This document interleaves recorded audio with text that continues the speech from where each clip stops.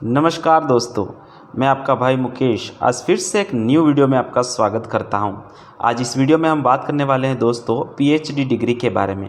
हाँ जी, एक ऐसी डिग्री जिसको कर लेने के बाद आपके नाम के आगे डॉक्टर शब्द लग जाता है और ये डॉक्टर शब्द ससम्मान के साथ लगता है। लोग आपके नाम को लेने से पहले डॉक्टर, जैसे मेरा नाम मुकेश है तो डॉक्टर मुकेश, और जैसे इसी प्रकार से आप सभी के नाम के आगे डॉक्टर शब्द लग जाता है। पीएचडी डिग्री क्या है, एडमिशन कैसे लें, इसकी ड्यूरेशन कितनी है, क्या योग्यता है, कोर्स पूरा कितने समय में होगा, इसकी फ़ीस क्या रहने वाली है, पीएचडी कर लेंगे तो क्या फ़ायदे हैं, इसको कहाँ से करना चाहिए, इन सारे सवालों के जवाब के उपलक्ष्य में हम बात करेंगे इस पूरे वीडियो में। तो आप अंत तक इस वीडियो में बने रहें और पूरा वीडियो ज़रूर देखें। तो शुरू करते हैं ये वीडियो।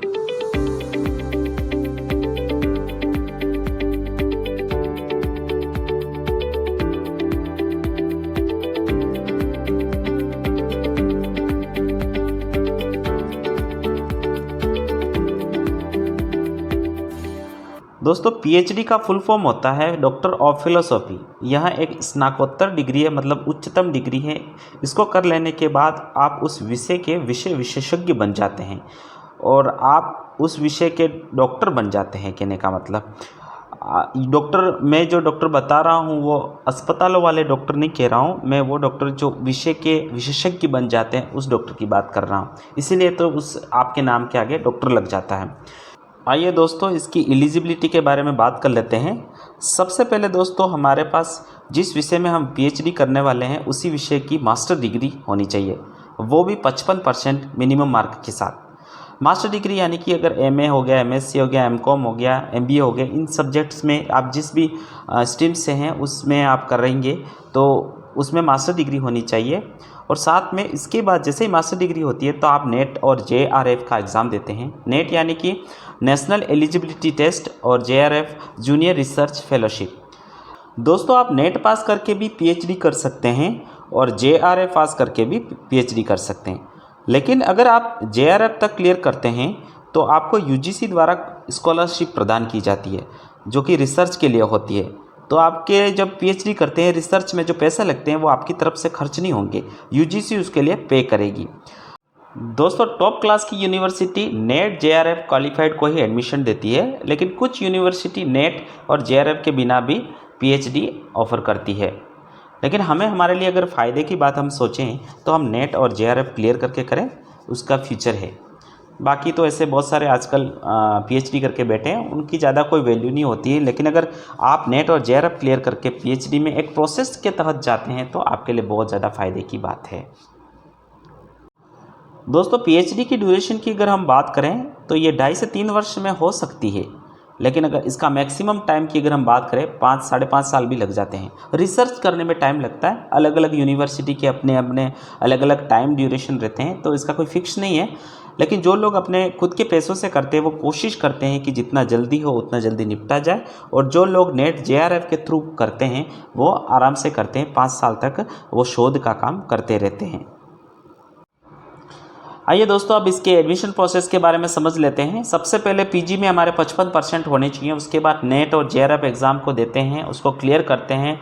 हम यूनिवर्सिटीज़ में जाते हैं जहां पर हमारे पास रेगुलर और डिस्टेंस दोनों प्रकार के ऑप्शंस अवेलेबल रहते हैं। यहां हम बात करने वाले हैं रेगुलर के बारे में, और डिस्टेंस अगर आप करते हैं तो इग्नू आपके लिए सबसे बेस्ट ऑप्शंस रहता है। और यहाँ हम रेगुलर की बात करते हैं तो अपन जाते हैं यूनिवर्सिटी में, जहाँ हमें एप्लीकेशन फॉर्म डालना पड़ता है। हर एक यूनिवर्सिटी का अपना अपना अलग अलग एंट्रेंस पेपर होता है। कुछ यूनिवर्सिटी इंटरव्यू राउंड से भी ले लेती है। मैक्सिमम नेट वालों के लिए इंटरव्यू हो सकता है, लेकिन जेआरएफ अगर किसी ने कर रखा है तो विदाउट एंट्रेंस पेपर और इंटरव्यू के भी हो जाता है।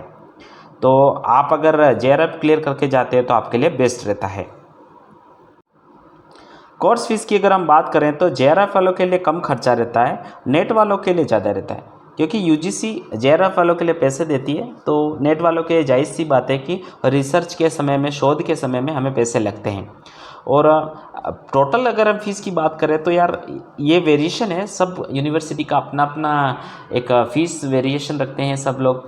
किसी का कोई फिक्स हम कह नहीं सकते, तो इस विषय में मैं कुछ नहीं कह सकता हूँ। सब यूनिवर्सिटी का अलग अलग फ़ीस रहती है। पीएचडी कर लेने के बाद दोस्तों हमारे पास कई सारे करियर ऑप्शंस खुलते हैं। हम सबसे पहले हमारे नाम के आगे डॉक्टर लगता है, हमारे लिए सम्मान की बात होती है सबसे बड़ी। हम असिस्टेंट प्रोफेसर की पोस्ट पे लग सकते हैं किसी भी यूनिवर्सिटी में जाकर, और हो सकता है अलग अलग यूनिवर्सिटी का उसके लिए भी एक प्रोसेस रहता है, लेकिन उसके लिए हम एलिजिबल हो जाते हैं। और हम शोधकर्ता के रूप में, रिसर्चर के रूप में अगर हम काम कर सकते हैं। मान लो अगर आप साइंस से हैं, आपने केमिस्ट्री में पीएचडी करी है, तो कोई संस्था है जो केमिकल के बारे में शोध कर रही, तो आप वहाँ जाके अपनी सेवाएं दे सकते हैं। अच्छी खासी सैलरी से आप काम कर सकते हैं। अलग अलग यूनिवर्सिटीज़ में जाकर आप लेक्चरर की पोस्ट पे, लेक्चरर के लिए भी फॉर्म्स होते हैं अलग से, लेकिन ये चीज़ें करने के बाद असिस्टेंट प्रोफेसर के रूप में हम काम कर सकते हैं।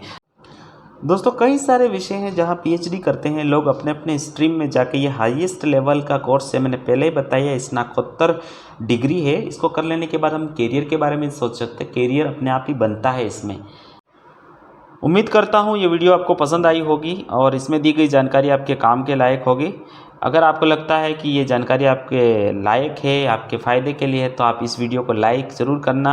अगर चैनल पर नए हैं तो सब्सक्राइब भी करना, और इसी प्रकार की रोचक जानकारियों के लिए आप हमारे चैनल को शेयर ज़रूर करना लोगों तक, ताकि आने वाले दिनों में जब ये 500 सब्सक्राइबर हो जाएंगे तो उसके बाद मैं क्लासें डालने वाला हूँ। राजस्थान के हम शुरू कर देंगे, राजस्थान का जीके से हम शुरू करने वाले हैं, इंग्लिश की क्लासेस डालने वाला हूँ। तो आप थोड़ा सा सपोर्ट करके इस चैनल को थोड़ा ग्रो करवाइए। तब तक के लिए मैं आज्ञा चाहता हूँ। धन्यवाद।